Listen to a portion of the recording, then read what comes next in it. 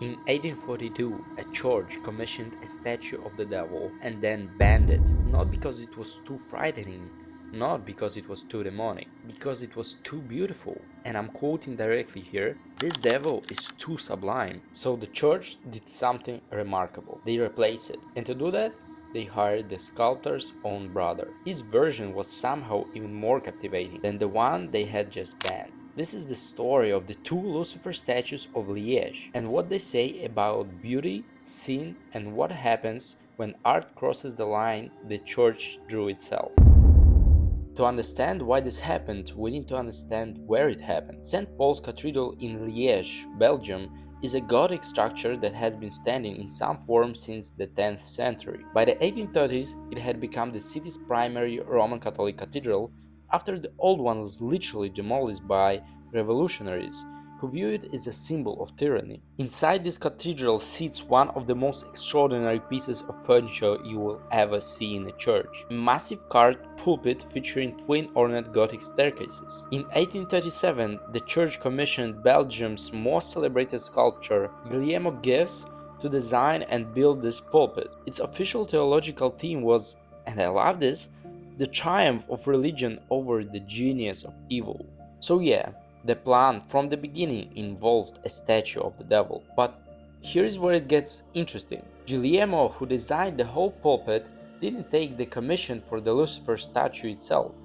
He passed it to his younger brother, Joseph Gives, Prix de Rome winner, professor of sculpture and anatomy in Antwerp, and one of the most technically gifted marble sculptors in Belgium. Joseph was the kind of sculptor who didn't just copy the world, he understood it. His work was so anatomically precise, so emotionally alive, that his surfaces felt like skin, not stone. And now the church asked him to carve the fallen angel.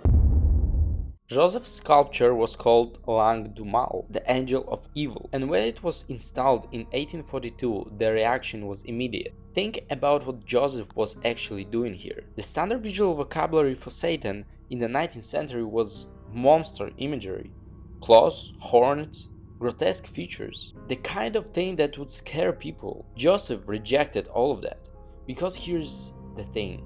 Before the fall, Lucifer was an archangel, the most beautiful being in creation, according to scripture. Joseph decided to take it seriously. What he carved was a young man of extraordinary beauty, seated, his powerful wings wrapped around his own body.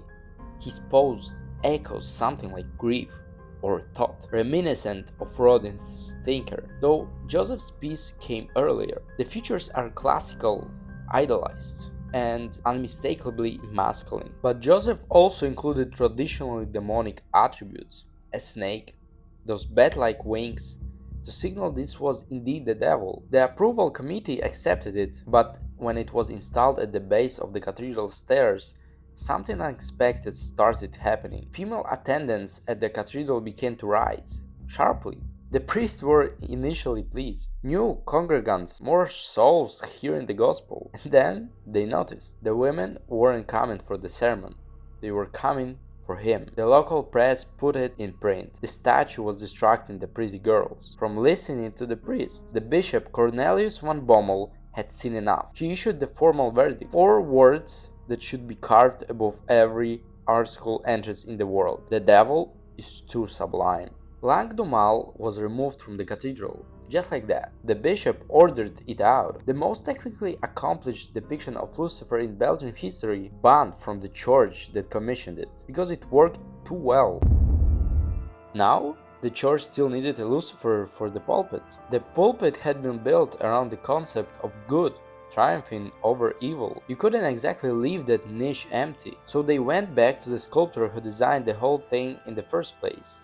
They went back to Guillermo Gives, Joseph's older brother. Guillermo was Belgium's official sculptor. His career was built on portraits of statesmen, monuments of national heroes, public works that expressed dignity and restraint. If anyone could produce a Lucifer that was suitably dark and suitably safe, it was him. Guillermo's version, called La Genie du Mal, the genius of evil, was installed in 1848, and I want you to notice something immediately. It is even more beautiful than his brothers. Guillermo's added the markers the church wanted: small horns, partially hidden by curling hair, clawed bat wings, shackles at the feet, a bitten apple as a reference to original sin. He covered the figure more modestly, gave Lucifer a tear running from his eye, downward towards a slightly parted mouth. He adjusted the pose to expose the tension in the figure's raised arm, the definition of chest. The whole composition is more muscular, more physically present than Joseph's. The priest complained to Guillermo about this. They could see what happened. He had looked at his brother Ben's statue, studied where it had gone wrong in the church's eyes, and rather than dialing back the beauty, he had refined it.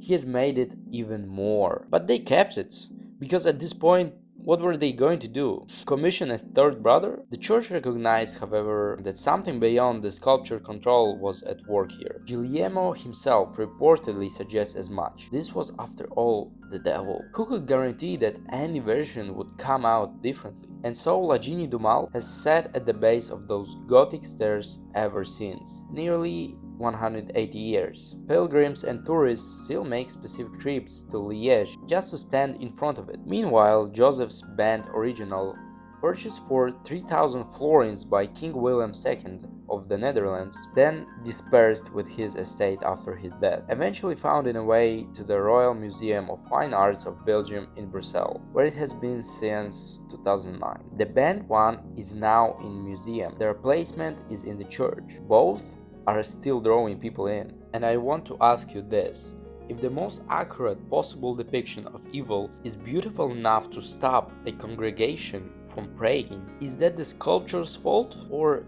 is that the whole point of it?